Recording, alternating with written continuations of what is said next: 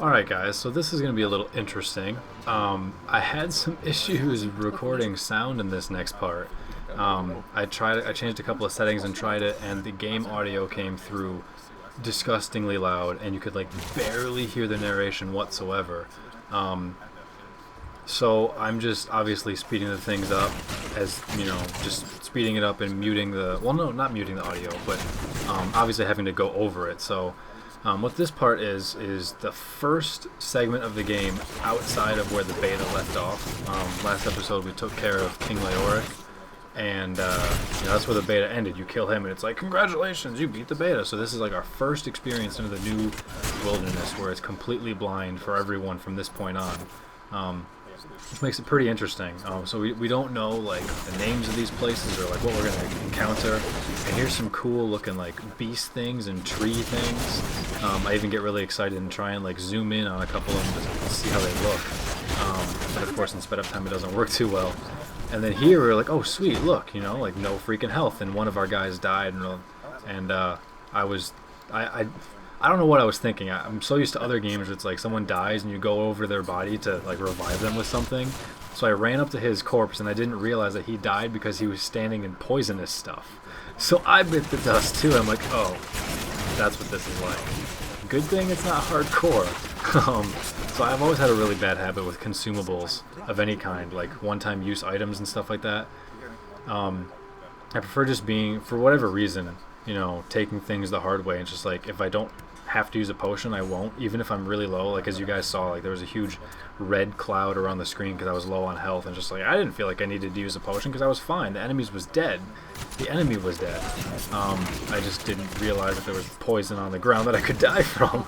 So something like that's not going to happen again. I don't plan to die in the rest of normal, that's for sure.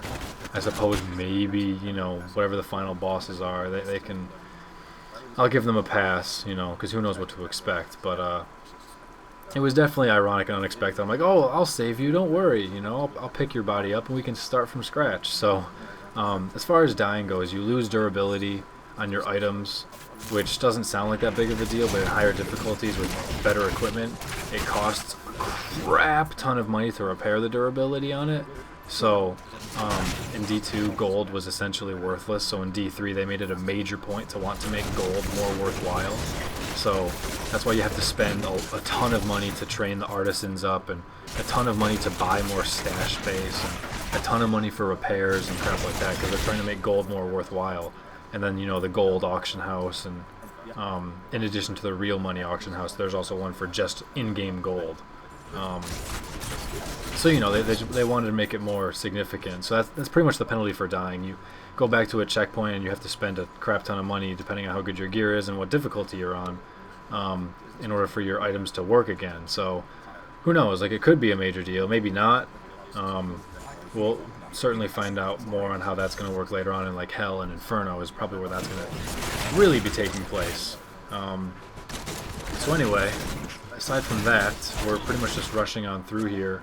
Well, at least it looks like we're rushing on through because it's, times 4 speed. We are exploring every inch of the map and crap, and doing all the quests that as they show up, as they come available to us. So the quests are different every time you play the game. Since this is post-narrated at the time, I didn't know that, but I know that now. So whatever.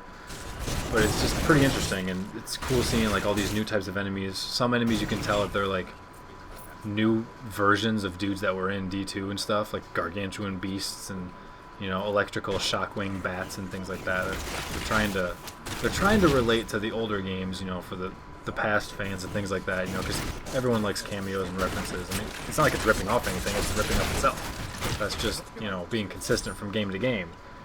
Mega Man kills Mega Man beats up Dr. Wily every game, so some things have to stay the same. So that little cut was actually the end of what was supposed to be episode 6. Skipped ahead a little dungeon because it felt like it was getting boring, like we weren't really accomplishing anything. We were just kind of exploring areas and killing dudes, but there was no quest progression. So we cut ahead a dungeon or so to this new area out of a cave and into a cathedral, go figure. So now this is, originally intended to be episode 7, and we're looking for some sword pieces. If you guys remember when we found that falling star, and or did we do that? Was that? Yeah.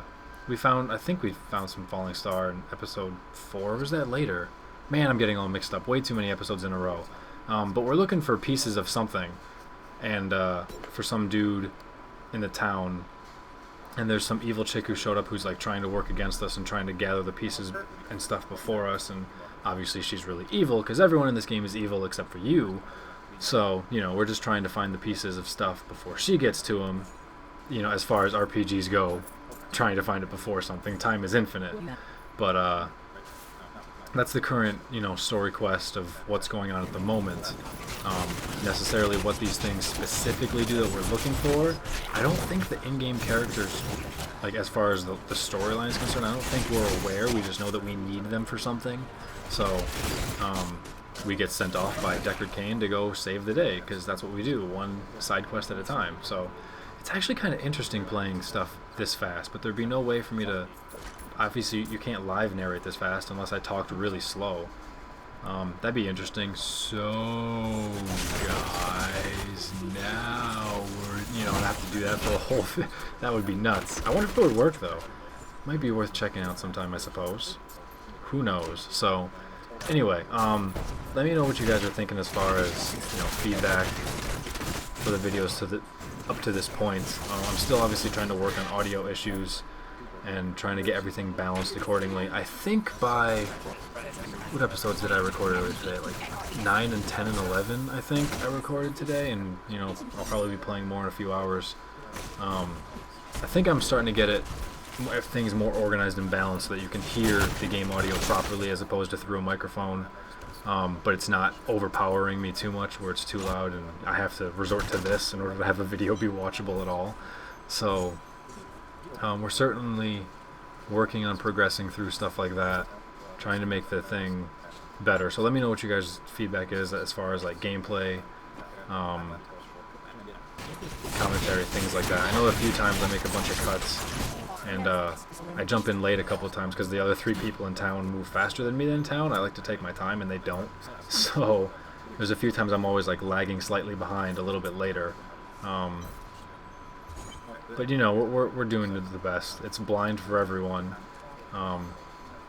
See, I just teleported to like 4 different places all in a row. I was so lost at that point. I'm like, guys, what is going on? I'm trying to read the quest book to figure out where we're supposed to go.